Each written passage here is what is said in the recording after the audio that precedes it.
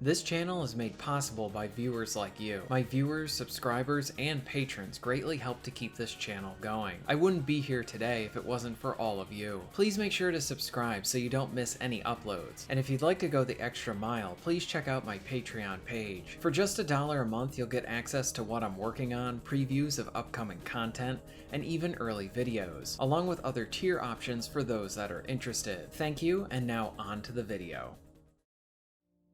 If you had played the prior Alan Wake games and went into Alan Wake 2, you would probably expect it to start off with some interesting story bits, some type of supernatural mystery, and flashy gunplay. Well, when I started Alan Wake 2 this past week, I got some of that, none of that, and then more than I expected, if any of that makes sense. The story, narrative, and characters, new and old, are all interesting, and in many ways there's new mysteries surrounding old favorites. I know this world going into this, but the way Alan Wake 2 is presented, I feel like much of it is familiar. I know this place, but at the same time, it's not the same as it once was. Where the supernatural was something that slowly ramped up in the original, the sequel throws you right in. It's done well so that prior players have that background while also having plenty of new mysteries to enjoy, and new players will have even more to sink their teeth into as they are starting this Bright Falls adventure fresh, just like the new character Saga. Gunplay, oddly enough, is not front and center at the start of this. You don't even fire a weapon until a bit later into the game. Instead of gunplay, focuses more on the detective-like work. This was something I was not expecting,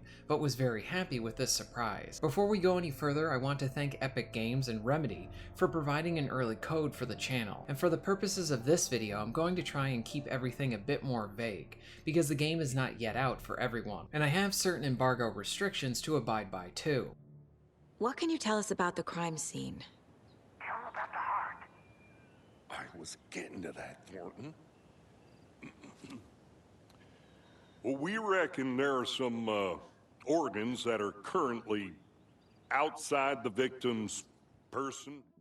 If you are a historical fan, you might find it odd that I said gunplay is not featured front and center yet. Again, I have only played a bit of the game, but enough to start getting that general feel of the sequel. The new gameplay elements that I have encountered so far are the detective aspects to it. You start out the adventure as Saga, and she is working a case with her partner Alex, as they are trying to figure out a set of murders, and this brings them to the town of Bright Springs. There's an enjoyable and moderate pacing here, where the player is free to take in many of the areas and even explore. You have a main objective and area you need to go to and complete, but the way the game and levels are laid out, the game almost encourages and pushes the player to take in more of the environment. You do not even have an objective marker pushing you to the next story beat. This information is found on your map, but while you're in-game, it's your character, limited HUD, and the environment around you. I really enjoyed walking around the forest and getting lost within this location, even searching through some of the optional areas it provides. Sometimes you might come across a puzzle to complete. Clues are provided, and then you need to do a little bit of figuring it out to complete it. So far, this is nothing too complicated, but it does keep you invested in the surroundings. Exploration felt meaningful and not bloated. What I'm curious about is how exploration will play out as I keep going. Can we return back to areas after we have completed them? Do we return back as the story dictates, or can we freely do so at some point within the game? I understand that both Alan and Saga are the two playable characters here, but how does that work? One thing I do not understand yet is that Remedy has stated that you can play the game in any order when it comes to each of the characters' chapters. They also said that there isn't a specific order that the chapters should be played in. Granted, I'm way too early with this and I don't have that option yet, but these are a lot of questions that are going through my head when it comes to starting this game. Story-wise, well, there's a lot of questions and it only seems to keep adding them on. A version of the Mind Palace technique. To sift through clues and work the case. Building the Mind Place again for each case. Using each field office as a model in my head. Saga is the lead at the start, and the investigation is the main focal point when it comes to the gameplay, so the players get introduced to the detective-like mechanics. Much of these things are rather simple in their execution in terms of what you're going to be doing, like collecting evidence and piecing together clues. I found much of this stuff really enjoyable and engaging as mixing gameplay with the storytelling. My questions with this is how involved do these elements play out as we keep peeling back the many mysteries that are introduced. Chapter 1 is packed with questions and mysteries. Right when you think Alan Wake has enough intrigue, more is added on to it. Thankfully, at least so far, the game is not convoluted in carrying many of these interesting aspects. and hopefully the writing and execution can deliver on each of these areas. I may end up eating my words later on if Alan Wake 2 overall doesn't deliver, but at least with how it has presented itself so far, I feel like I'm playing something special. This seems like top form for Remedy, and while this is always a developer that I love to see what they're doing next, this game feels a bit more personal as a player because of how many times I have played the prior two games over the last several years. These games were something I'd love to come back to, and each time I did, I would end up finding something new to appreciate about them. Some of this video might be the ramblings of a superfan, but when you never thought you'd be playing a sequel to one of your favorite games, maybe a little fan rambling can be excused.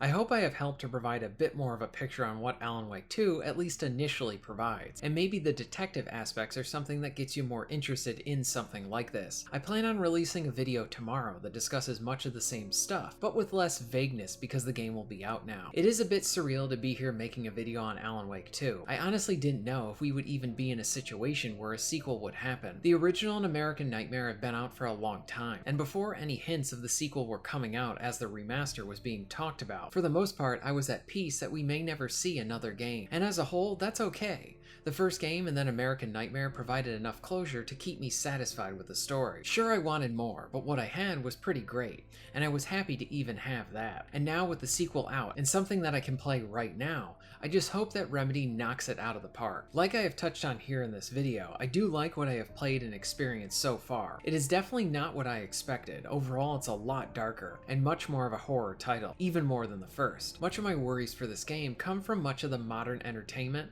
and modern writing in general. There are way too many examples of legacy or older characters coming back to only be mistreated in new sequels, or modern reimaginings. So at this point, I expect games to be pandering and often needlessly preachy with their views along with disrespecting characters. Then again, we are talking about Remedy here, and at least so far, they have never gone down that route. Instead, it seems they stick to being great storytellers and game developers that they are. So in the back of my head, I'm worried that Alan will be mistreated in the sequel. But at the same time, I keep trying to remind myself to have faith in Remedy. They have most certainly earned it. Alan Wake 2 so far is not even what I expected, but I am on for this ride, and hopefully it is strong the whole way through.